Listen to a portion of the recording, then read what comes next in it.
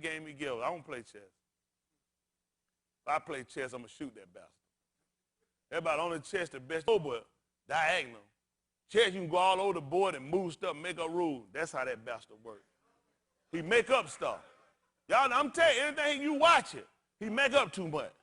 He always got something, then he always can knock something over. He ain't saying everything you got to knock it over, then it. You got to knock it over, then you can pick it. He said, that's that nigga. I'm just being honest with y'all. I'm become too angry with our situation. And if enough of our people became angry enough, we wouldn't keep talking about this. Something will change. You know, it's bad that we have a black man with our same color skin that knows our condition, that sat there and let these crooked bastards do any and everything and won't even open his mouth to address it. That same black woman on the ground could have been any one of our mothers or grandmothers, any one of our sisters, any one of our wives. And the mere fact that we sit in the country don't even respect us. Then we're going to wait on another dirty white cracker that don't respect us to come up with a decision on what ought to happen to the dirty white cracker that threw it on the ground when he gave him the authority to throw it on the ground. What are we going to do? Keep shopping at this same store. Keep praying for them crackers. I ain't praying for them crackers. Damn them. Isn't that right? I pray you who don't give him no forgiveness. I can't keep sitting around. I don't go and throw his white woman on the ground. And I guarantee if I throw her little skinny cracker, no titty, flat behind on the ground, this cracker ain't going to be praying for me. This cracker ain't going to wait on no jury, and he ain't going to wait on nobody to do no investigation to look and see if I was wrong and what really happened. That cracker going to execute on spot. No wonder why we keep sitting around waiting on him. I'm like the king of Yashraal. He want to know why we sitting here when Rama Gilda, he said it belong to us. Saying we sit here idle. Isn't that right? They had to persuade him to go up. Isn't that right? He had to go and meet one of the bar had to talk to him about going up. He was going up. He was looking at, man, look at him. That belong to us. Let's go take it. So we know it's a time, the season for it. But you can't do it in here. Y'all all pot-bellied and fat out. Butt crack run from here all up your done back. Cracker kick you in your behind and foot gonna go way up your neck. Unhealthy, medicated. I'm trying to tell you, I better get in shape, man. I don't want to talk about that. They got quiet now. I'm being honest with y'all. Gotta get in shape. Huh? Y'all all right? Okay, saying you can't go and fight the man Medicaid. Go in there and fight your doctor. Who's gonna give you a prescription? Who's gonna check your blood pressure? Who's gonna check your heart rate? We managed to put everything we got. He the one setting the appointment for your kids. That's why we can't do nothing. Everything we got in a crock of hand. That cracker set your court date. That cracker set your appointment to go to the doctor and to the dentist. That cracker control everything you got. That cracker control when you get your tax check back. He got you in the perfect place. You ain't got nothing of your own, huh? If he don't give you no check, you damn. Man, you tell me strategic. You got to get your paycheck from me. You got to get your doctor appointment from me and your medication. You got to buy your grocery from me. You got to get your electricity from me and your water. And I'm the one to educate your kids. Who want to fight me right now? Then let's say you want to fight me. You come, you hurt me real bad. Where you going to get your medicine from? Who going to teach your kids? How you going to get your paycheck? Do y'all see how they have set and socially set us up to where you can't do nothing? I got all your money. I'm Mr. ATM. So you come and beat me up, how you gonna get your money out of the bank? I'm Mr. Stock Market. How you gonna get your 401k, your profit share? How you gonna get that? Do y'all understand what this man has done to us? We have turned over all of our power. We have relinquished all of our power and all our responsibility. We have released all our obligations, and we put it in the hands of a slave master. A man that had never meant us good from the time we ever seen this bastard. This parasite has crippled us. That's the problem. You got to go to Walmart or Target or Big Lots or the dollar store. Nigga don't own none of them. You got to go to Kroger's, Wayfield. Well, he either going to give you Kroger's or Publix. You don't go there, he always got other. You go to Piggly Wiggly, Wayfield. Everything we got, we had to go sin. Maybe that's why we're so afraid of it. If anything happened, You got anything on your money? Let me get it. I mean, on my, if I can get it right quick. I'll tell you, I just 29. I just stole this and took it. Who you gonna call? Who police is that? Is that his police? That's the white man police. So everything you got. Let's say I'm a country, I'm coming in to invade you. Who you gonna call? He's got to call their military. He's powerless. That's the purpose of, let me just say that first. The white man saw that as a problem. That's why he broke off.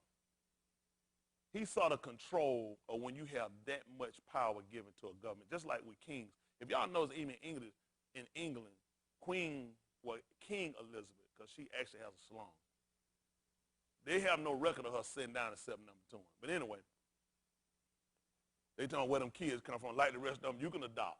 But anyway, the whole thing is, they broke away from under the king's rule because they looked there was too much power. The king controlled everything they did, from money, making people peasant. Then only the people of the upper echelon had money, were people that had any voice or anything. The people didn't have guns. Everything was left in the hands of the government. If there would be any defense, there would be any protection, any risk, everything came from the king. When these poor crackers broke off, their whole thing establishing their government was to make sure that people could be armed. People needed to be armed. They saw the danger and the detriment of when the government is the only people with guns and the people don't have them. Because your opinion don't matter. See, the only reason a lot of things hadn't actually happened that's going to take place is because of white militias. If it was not for white militias, all other niggas been back enslaved. See, it's because white people got guns. Those white people don't just have guns. Those people have grenade launchers. Those people were trained by them. Those are their children that have turned on them. They have watched them and know that they are manipulative and know that they are liars. Know that they are forgers. And they knew when they got out, they needed to establish them, their own military, to protect themselves. When militia needs something enforced, go find a militia that call the police. Look it up on your phone. Militia group calls for the military. Militia group calls for the police. You know what the police and the military do? They try to avoid militias. Because militias ain't just leaving. Militias have something on them and people want to know. They're quick to set a black church up and take a black church and have a black church to collect guns. White churches don't collect guns because white people understand the Constitution. They understand what their rights were. They understand that the forefathers, I call them the forefathers, they ordered militias. They great Paul Revere and all these folks were militias. Y'all, how many of y'all didn't know that? This man was not no military. These were militias. Y'all didn't know that? You know what's dumb? You went to school and you still dumb. You ought to go take that piece of paper they gave you and give it back to the crackers that gave it to you. Paul Revere and those men, they were militias. These were citizens with guns. When they heard that these people could get ready in an instant, and you know what they could get ready with? A gun. That's why it was meant. It don't take that long. They were not military. Now, these people have convinced you to give up your guns, give up your ability. That's the only thing that go with your voice that you can enforce. All right, put your hand on me. Now, I want you to take your hand off me. Stop it. Let me go right now. It ain't working.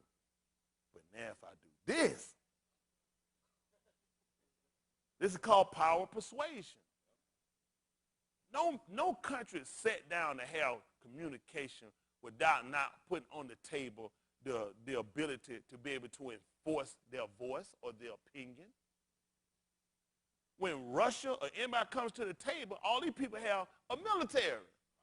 When I'm telling you what I'm going to do or what I'm not going to do, I can enforce this. I have nuclear weapons.